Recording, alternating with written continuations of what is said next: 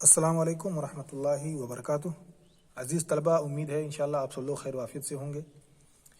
ये आपका math 7 chapter 5 है। इस चैप्टर में हम लोग लाइंस एंड एंगल्स यानी लाइन लकीर और जाविया के बारे में पढ़ेंगे।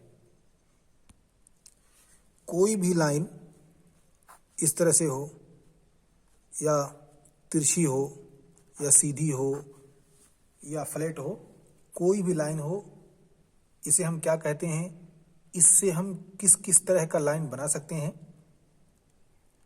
और एंगल जो हमारे पास होता है, जैसे इस तरह का एंगल हुआ या ऐसे ये बीच का एंगल हुआ, ये जो बीच में जाविया दो साइड आते हैं, एक पॉइंट पे मिलते हैं और इनके बीच में जो एंगल बनता है, इसे हम क्या कहते हैं या इसको कैसे मेज़र किया जाता है और इसका क्या नाम दिया जाता है, इसकी क्या खुसूसियात हैं, इसकी प्रॉपर्टीज़ क्या हैं, इस बारे में हम इंशाल्लाह डिस्कस करेंगे।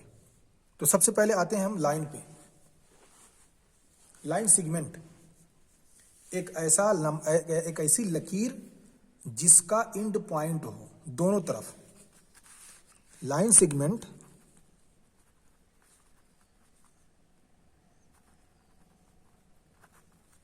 यानी ऐसी लकीर जिसका एंड पॉइंट हो। ये हो गया ए, ये हो गया बी। अब यहाँ पे ये लाइन ख़त्म है, यहाँ से शुरू हुई, यहाँ पे ख़त्म। इसकी शुरुआत की भी एक पॉइंट है, वहाँ से शुरू हो रही है, यहाँ पे ख़त्म हो रही है, यहाँ से शुरू, यहाँ पे ख़त्म हो रही है, यानी इसकी इब्तिदा और इंतहा मुतय्यन है। तो जिस लाइन की इब्तिदा और इंतहा मुतय्यन होती है उसको हम क्या कहते हैं, लाइन सेगमेंट। अब इसी को अगर हम इसकी इब्तिदा और इंतहा को ख़त्म कर दें, यानी एक ऐसी लकीर बनाएं जो किसी भी डायरेक्शन में जा सकती हो, तो वो हो जाती है सिर्फ लाइन यानी लकीर। यानी हमने एक ऐसी लकीर बनाई, अब ये इधर किसी भी डायरेक्शन में आगे तक जा सकती है और इधर भी ये आगे तक आ सकती है। तो ये हो गई ए और ये हो गया बी। ए की तरफ इधर आगे आ सकती है और बी की तरफ इधर आगे जा सकती है। ये होता लाइन,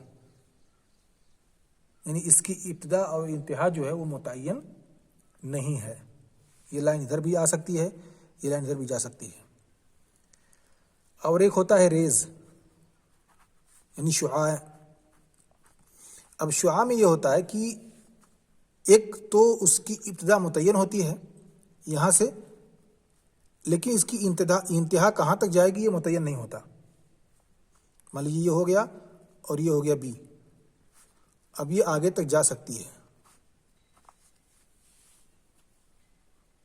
इसकी इब्तिदा तो मुतय्यन है लेकिन इंतहा इसकी मुतय्यन नहीं है। अब जैसे टार्च होता है, आपके पास अगर ये टार्च है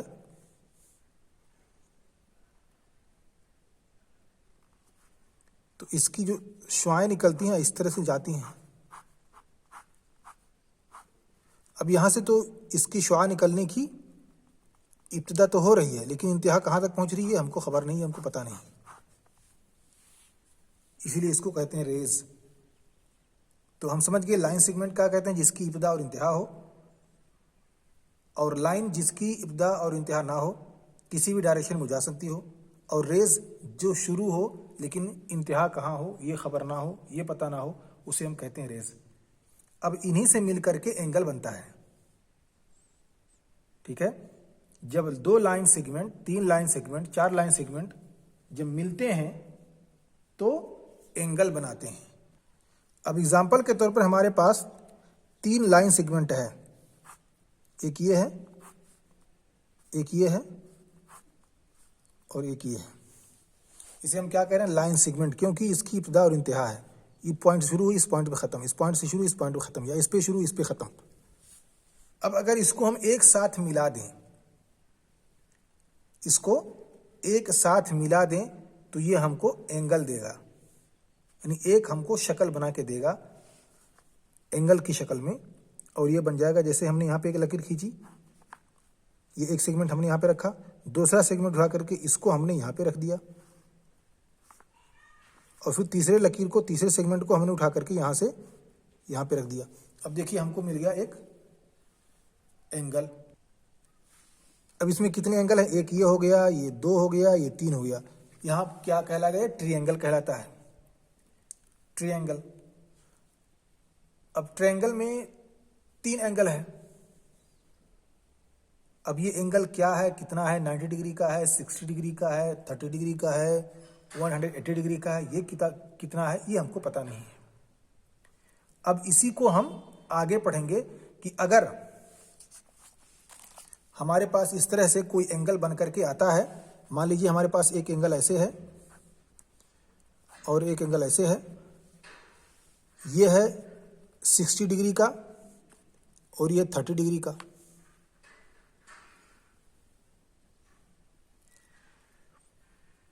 और इन दोनों को जोड़ दिया जाए तो कितना बन जाएगा, 90 डिग्री का।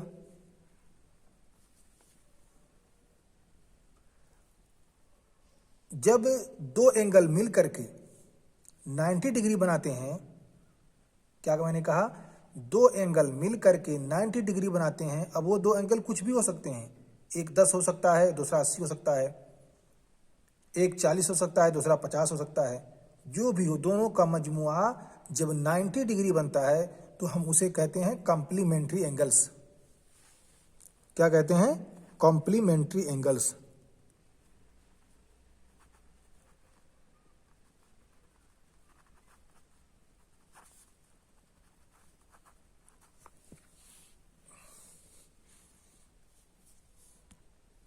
तो कॉम्प्लीमेंट्री एंगल्स वो एंगल होगा, वो 2 एंगल होंगे जो दोनों मिल करके 90 डिग्री बनाते हैं। अगर 90 डिग्री से ज़्यादा बना देते हैं तो वो कॉम्प्लीमेंट्री एंगल्स नहीं कहलाएंगे, या दोनों मिल करके 90 डिग्री से कम बनाते हैं तब भी वो कॉम्प्लीमेंट्री एंगल्स नहीं कहलाएंगे। दोनों का जोड़ इजमाली तौर पे 90 डिग्री का होना चाहिए। अगर 90 डिग्री का जोड़ आ रहा है तो हम कहेंगे कि ये कॉम्प्लीमेंट्री एंगल्स है।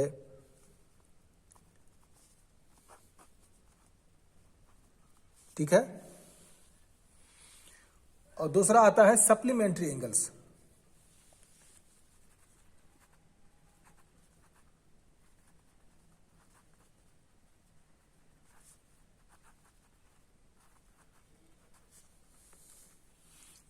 सप्लीमेंट्री एंगल्स उन 2 एंगल के जोड़ को कहते हैं जो दोनों मिल करके 180 डिग्री का एंगल बनाते हैं।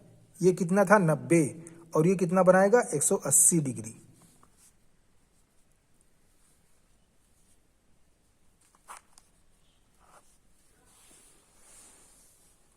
तो अगर 180 डिग्री का एंगल बनता है, चाहे वो 100 हो, दूसरा 80 हो, या पहला 90 हो, दूसरा भी 90 हो, या दूसरा 120 हो, पहला 60 हो, दोनों मिला करके अगर 180 डिग्री का एंगल बनाते हैं तो उसे हम कहते हैं सप्लीमेंट्री एंगल्स। अब हम आते हैं तीसरे पॉइंट पे, एडजेसेंट एंगल। एडजेसेंट एंगल्स क्या कहलाते हैं, इसके बारे में हम समझते हैं।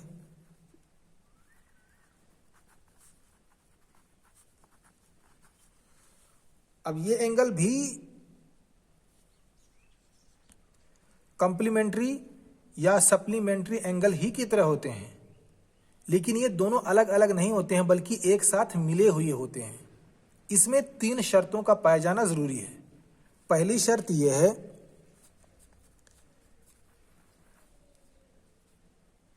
कि कॉमन वर्टेक्स इनका हो।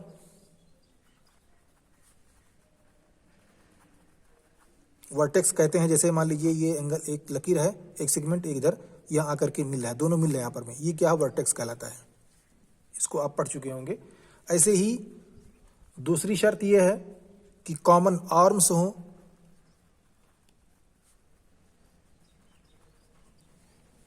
और तीसरी शर्त यह है कि जो नन कॉमन है, नन कॉमन आर्म जो है वो एक दूसरे के बगल में हो। यानी ये हुआ, एक इधर हो एक इधर हो, बीच में कॉमन है तो दूसरा जो एंगल हो इस साइड में हो, और दूसरा पहला एंगल इस साइड में पहले वाले का, और दूसरे वाले का एंगल दूसरे साइड में, ऐसे होना चाहिए, एक तरफ नहीं होना चाहिए।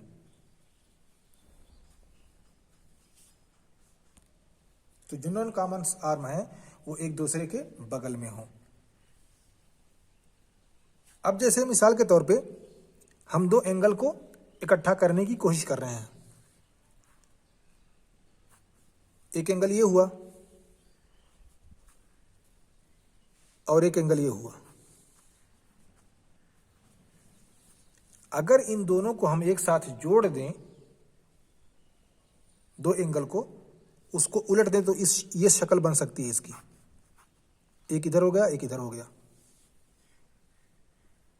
अब यहां पे देखें, एक चीज कॉमन है, कॉमन आर्म ये है, यानी एक बाजू इसका ये बन रहा है। एक एंगल बनने के लिए दो बाजू होना जरूरी है। एक ये हुआ, एक ये हुआ। अब यहां पे देखें, यहां पर भी एक ये हुआ और एक ये हो गया इसका एंगल, और यहां पे एक इसका एंगल। अब जैसे मिसाल के तौर पर ऐसे ही ये एग्जाम्पल है और ये एग्जाम्पल है। अब ये देखिए, ये कॉमन है, एक इधर एंगल बन रहा है, एक एंगल इधर बन रहा है। इन दोनों में कॉमन ये है। वर्टेक्स भी कॉमन है, इसका भी आके मिल रहा है, इसका भी आके यहीं पे मिल रहा है, इसका भी यहीं पे मिल रहा है। तो वर्टेक्स भी कॉमन है, कॉमन आर्म्स। वर्टेक्स कॉमन है। अब इसका जो दूसरा साइड है, यानी नॉन कॉमन आर्म, यानी ये जो कॉमन नहीं है, यहाँ पे इस साइड में है और इसका इस साइड में है, यानी तीनों शुरूत यहाँ पे पूरी हो रही हैं। इस तरह का जो एंगल होता है उसे हम कहते हैं एडजेसेंट एंगल। यानी कॉमन आर्म है, कॉमन वर्टेक्स है, और जो इसका मुखालिफ बाजू है, मुखालिफ आर्म है, वो एक दूसरे के अगल बगल है। एक इस साइड में है, दूसरा उसके अपोजिट साइड में है। इसे हम कहते हैं एडजेसेंट एंगल। तीसरा पॉइंट है लीनियर पेयर।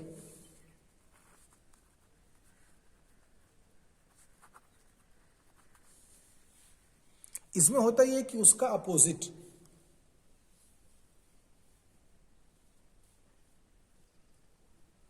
यानी जो नॉन कॉमन एंगल्स हैं वो दूसरे साइड का अपोजिट होता है।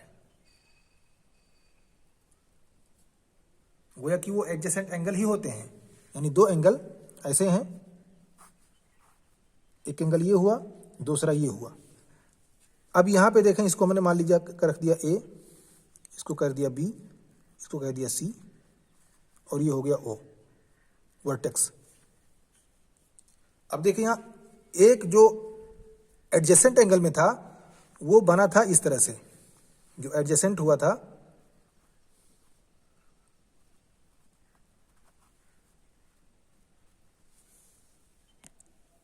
वो था ए ओ बी, ए ओ बी, और दूसरा था बी ओ सी, यानी एक इसका एंगल यहां वाला, ये वाला एंगल, और दूसरा ये वाला एंगल। तो ये हो गया दूसरा बी ओ सी। अब एडजेसेंट, ये लीनियर पेयर एंगल में होता यह है कि ये इसका तो एक एंगल बन रहा है और दूसरा एंगल होल का एंगल बना देगा, टोटल का।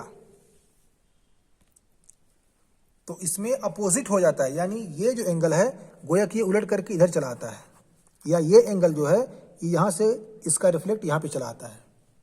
तो मान लीजिए अगर कोई एंगल ऐसे है तो इसका एक कॉमन एंगल ये हो गया, कॉमन आर्म जो हुआ वो ये हो गया, और उसका नन कॉमन ये हुआ। तो ये नन कॉमन जो है वो इसका अपोजिट होगा, यानी इस साइड में होगा। तो गोया कि ये उलट करके इधर चला आएगा। तो ये एक एंगल ये हो गया और दूसरा एंगल ये हो गया। ऐसे ही अगर इसका उल्टा है, मान लीजिए ऐसे है और एक इस तरह से है, ये एंगल बना, मैंने बनाया, मान लीजिए ये एंगल बना, तो इसका जो इसका एक एंगल इसका बना ये, तो इसका एंगल ये कॉमन हुआ, ये कॉमन आर्म हुआ, और इस एंगल का ये कॉमन आर्म हुआ, दोनों का कॉमन आर्म हुआ। लेकिन इसका अपोजिट क्या है, ये है। इसका अपोजिट क्या है, इसका अपोजिट ये है और इसका अपोजिट ये है। ये इसका अपोजिट हुआ और ये इसका अपोजिट हुआ, और ये उसी का सीधा अपोजिट होगा, यानी दूसरे साइड में होगा। इसीलिए जो लीनियर पेयर एंगल होता है ये सप्लीमेंट्री होता है, क्योंकि इन दोनों को मिला करके इस एंगल को मिलाएंगे तो कितना बनेगा, 180 डिग्री बनेगा। इसलिए इसको सप्लीमेंट्री एंगल भी कहते हैं। तो कोई भी लीनियर पेयर का अगर एंगल है तो वो सप्लीमेंट्री एंगल होगा।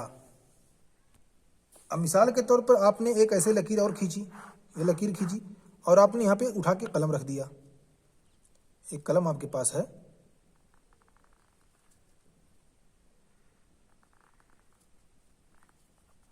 ये आपका कलम है और आपने यहाँ पे ऐसे रखा। अब ये जो कलम आपका है ये एक एंगल बना इधर का,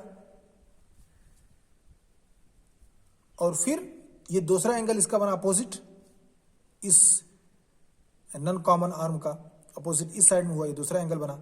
और मान लीजिए इन दोनों को अगर जोड़ लें तो क्या बनेगा, 190 बनेगा, 180 डिग्री। और 180 डिग्री यही आपका सप्लीमेंट्री एंगल्स होता है। तो उम्मीद है इंशाल्लाह ये बातें क्लियर हुई होंगी। अब अगले क्लास में हम मज़ीद चीज़ों को इसी से मुताल्लिक पढ़ेंगे और एक्सरसाइज वगैरह भी करेंगे।